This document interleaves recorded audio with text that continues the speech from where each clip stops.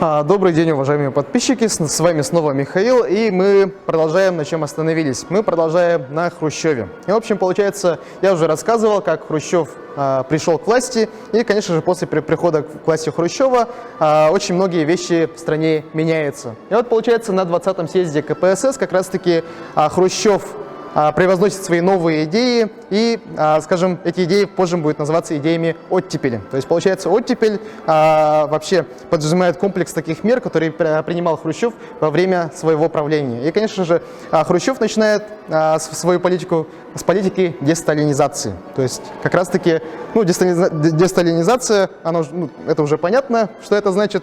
И, в общем, получается, десталинизация подразумевала под собой пресечение культа личности Сталина. То есть, получается, Хрущев уже признавал, что культ личности существовал. И вот, получается, Хрущев начинает с этим активно бороться. То есть, конечно же, Сталина не начинали клеймить как плохого политика, но, получается, вообще во всех таких трудах тогдашнего времени, получается, Сталина описывали нейтрально положительно. То есть, да, хороший человек, да, великий вождь, но не такой, скажем, он не единолично победил в Великой Отечественной войне. Но вот, получается, таким образом, в таком лейтмотиве все и происходило.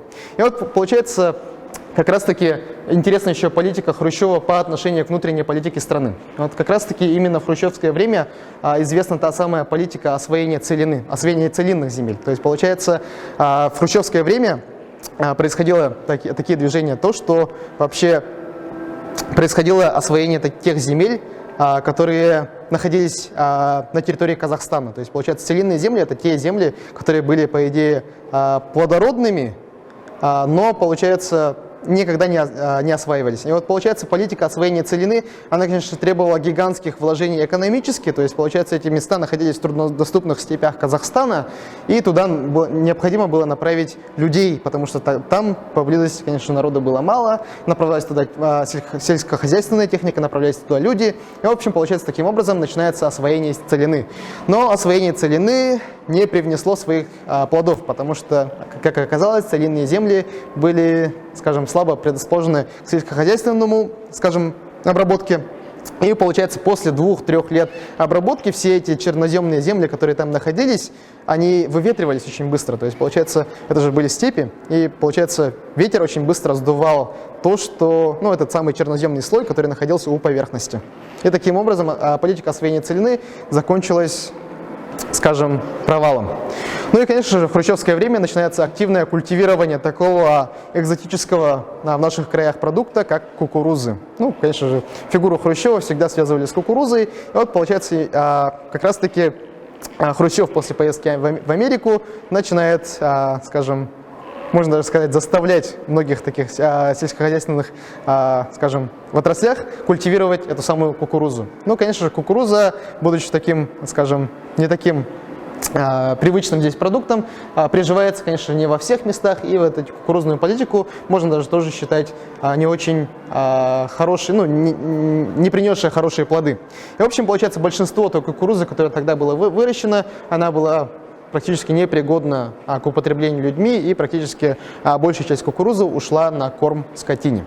И, в общем, получается, в дальнейшем, что можно еще сказать про взаимоотношения Советского Союза в этот период с остальным миром, то, получается, на фоне той самой десталинизации, которую Хрущев проводил, начинается, скажем, разрыв отношений с Китаем. Потому что, получается, китайский лидер Мао, он ассоциировал себя со Сталиным. То есть, получается, практически там существовала идентичная такая политическая структура, которая существовала тогда в Советском Союзе при сталинское время. И вот, получается, при критике Хрущевым Сталина китайцы расценили как за ревизионизм и, конечно же, расценили как, скажем, покушение, что ли, на фигуру, на такую, скажем,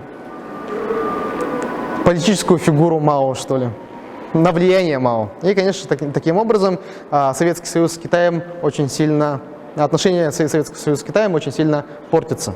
И вот, в общем, конечно же, в хрущевское время холодная война никак не прекращается, несмотря на потепление отношений. И, в общем, получается, оттепель все-таки существует не как такое политика любви к Западу, а наоборот. То есть, получается, четкие границы оттепели были быстро установлены. То есть, получается, таким образом границы, скажем, оттепели были очень быстро установлены в 1958 году, когда в Венгрии вспыхивает мятеж. То есть, получается, в начале правления Хрущева вообще в странах вообще всего соцблока начинают приходить к власти более такие либеральные лидеры. И одним из этих таких либеральных лидеров был Имре Надь, тогдашний лидер Венгрии. И вот, в общем, получается, на фоне таких либеральных реформ Имре Надя в Венгрии вспыхивают антисоветские, скажем, выступления. И, в общем, получается, эти самые антисоветские выступления в Венгрии были очень быстро подавлены силами Варшавского договора, в первую очередь, конечно, силами Советского Союза. В Венгрии были очень быстро введены танки, и все эти выступления были очень жестоко подавлены.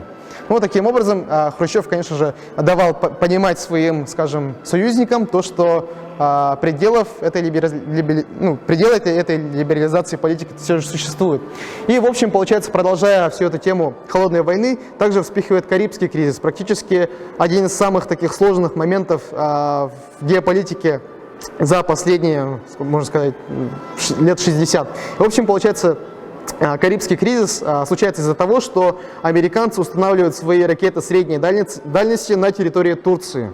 И, в общем, получается, Советскому Союзу надо было на это как-то ответить, потому что время подлета этих самых ракет средней дальности составляло очень короткое время, вплоть до 10-15 минут, до Москвы, опять же.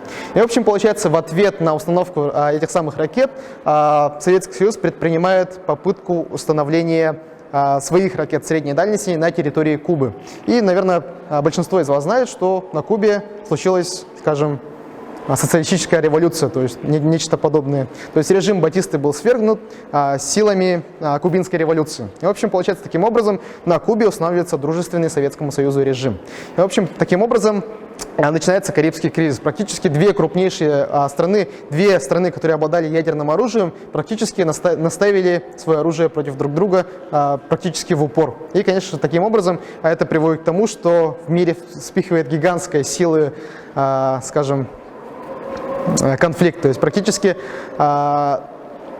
существует такое эфемерное понятие, как часы судного дня. То есть ученые-атомщики установили такое понятие, чтобы рассчитывать время до ядерного апокалипсиса, где 12 означает полное взаимное атомное уничтожение. И вот получается, именно во время Карибского кризиса эти самые часы судного дня ближе всех когда-либо стояли ближе к отметке 12. И вот, в общем, получается, таким образом и происходила политика Хрущева во время его правления в Советском Союзе.